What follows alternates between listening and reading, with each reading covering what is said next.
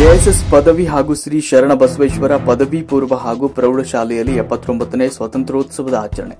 ರೋಣ ನಗರದ ಪ್ರಸಿದ್ಧ ಶಿಕ್ಷಣ ಸಂಸ್ಥೆಗಳಾದ ಕೆಎಸ್ಎಸ್ ಪದವಿ ಹಾಗೂ ಶ್ರೀ ಶರಣಬಸವೇಶ್ವರ ಪದವಿ ಪೂರ್ವ ಹಾಗೂ ಪ್ರೌಢಶಾಲೆಯಲ್ಲಿ 79ನೇ ಸ್ವಾತಂತ್ರ್ಯೋತ್ಸವದ ಆಚರಣೆಯನ್ನು ಅದ್ದೂರಿಯಾಗಿ ನಡೆಸಲಾಯಿತು. ಆರಂಭದಲ್ಲಿ ಸ್ಥಾನಿಕ ಮುಖ್ಯಸ್ಥರಾದ ಐಬಿ ದಂಡಿನವರು ಧ್ವಜಾರೋಹಣ ಕಾರ್ಯಕ್ರಮವನ್ನು ನೆರವೇರಿಸಿದರು.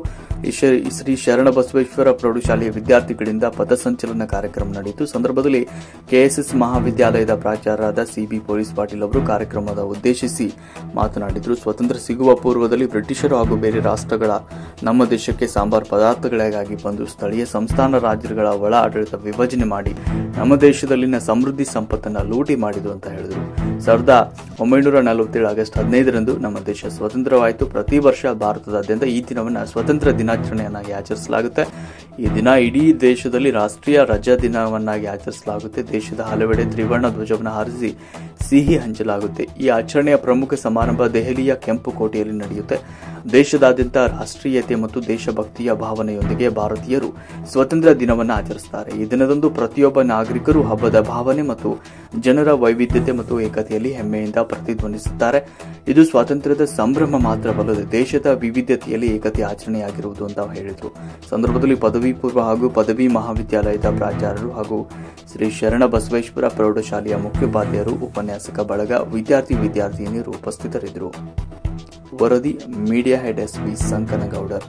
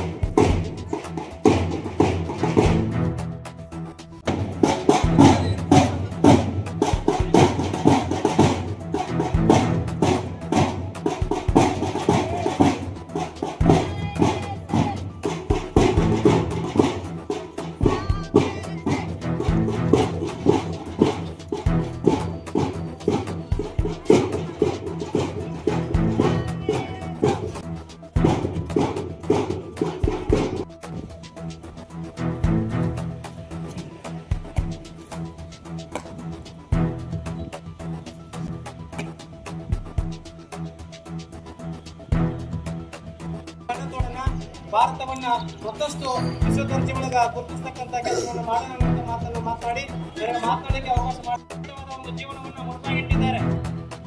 ಅವರ ತ್ಯಾಗದ ಪ್ರತೀಕವಾಗಿ ನೀವೆಲ್ಲ ಇವತ್ತು ಅತ್ಯಂತ ಖುಷಿಯಿಂದ ಸಂಭ್ರಮದಿಂದ ನಮ್ಮ ಊರುಗಳಲ್ಲಿ ನಮ್ಮ ಮನೆಗಳಲ್ಲಿ ಈ ಒಂದು ತ್ರಿವರ್ಣ ಧ್ವಜವನ್ನ ಹಾರಿಸ್ತಾ ಇದ್ದೇವೆ.